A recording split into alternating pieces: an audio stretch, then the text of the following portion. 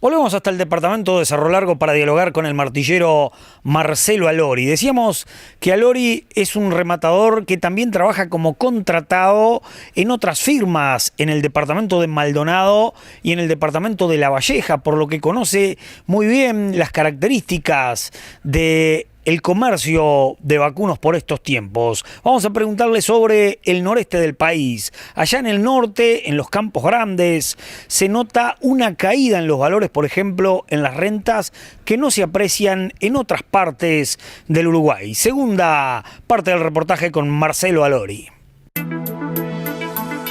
Decías que quedan algunos invernadores puntuales o recriadores en estancias de dimensiones interesantes por Cerro Largo. Lo que no debe estar fácil es conseguirle los ganados. Se ven pocos novillos. Se ven pocos novillos. Yo creo que el invernador cambió un poco lo que el negocio tradicional, que era comprar el novillo de 2 años y medio para llevarlo a novillo gordo. Se ha estirado un poco más la escalera. Está hoy, como hay más oferta de ternero que de novillo, el invernador está más comprador de ternero, o también empezando a hacer un poco de invernadas de vaquillona, un poco de invernada de vaca. Ha cambiado un poco las categorías de compra, pero el negocio final sigue siendo el mismo, sigue siendo la terminación de los ganados gordos. Pero ha ido cambiando porque ha ido cambiando el país, ha ido cambiando de la mano de la agricultura. Fue cambiando las comidas que habían en Cerro Largo y los que habían en todo el país. En Cerro Largo tenemos que pensar, arrancamos hace 30 años o más con el arroz, que le dio un cambio muy importante, mejorando los campos que fueron arrocera, y hoy por hoy de la mano de la soja, que también ha cambiado muchísimo en materia comida. Y con respecto a los novillos en particular, ¿ustedes tienen que abastecer a los invernadores con ganados de otra zona o un departamento con muchas cabezas se abastece casi que solo? No, yo te diría que se abastece casi que solo. Es difícil que el productor o el invernador de Cerro Largo salga a buscar los ganados fuera del departamento. Es difícil, normalmente se abastecen dentro del departamento. Porque antes era al revés, salían los de Soriano, Florida, a buscar a Cerro Largo.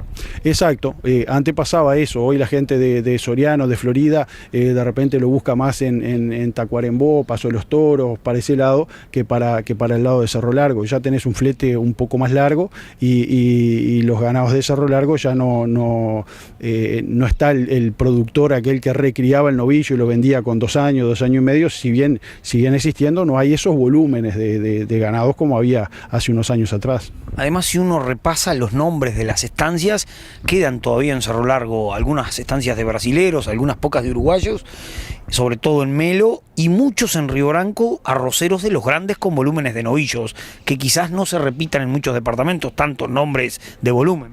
Exacto.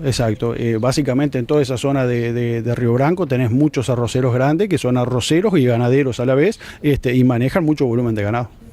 Ese tipo de clientes me imagino que no hay en todos los departamentos, o me parece a mí. No, yo te diría que, quizás, por lo menos de los que yo conozco, Cerro Largo es los departamentos que más lo tienen. También hay algún productor de ese tipo en Rocha, también hay algún productor para el lado del este, pero Cerro Largo tiene muchos de esos productores arroceros importantes. ¿Y existe invernada de terneras, vaquillonas en Cerro Largo? Existe, si bien no es una cosa que sea muy común, pero existe. Hay invernadores de vaquillona, hay invernadores de volúmenes importantes de vaquillona.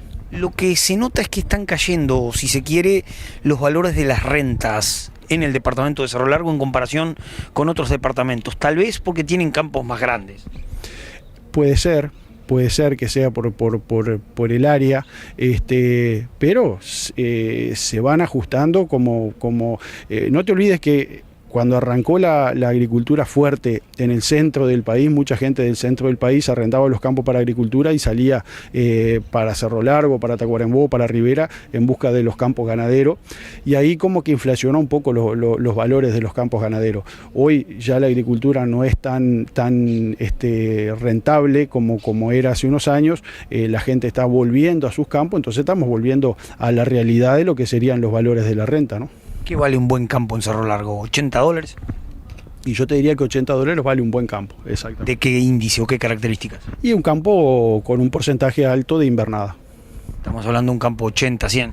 Sí, sí, un campo más 100 que 80, y de ahí lo vas bajando de acuerdo a las categorías de campo, ¿no? ¿Coincidís que en otras zonas, campos más pobres, de repente valen lo mismo, 80?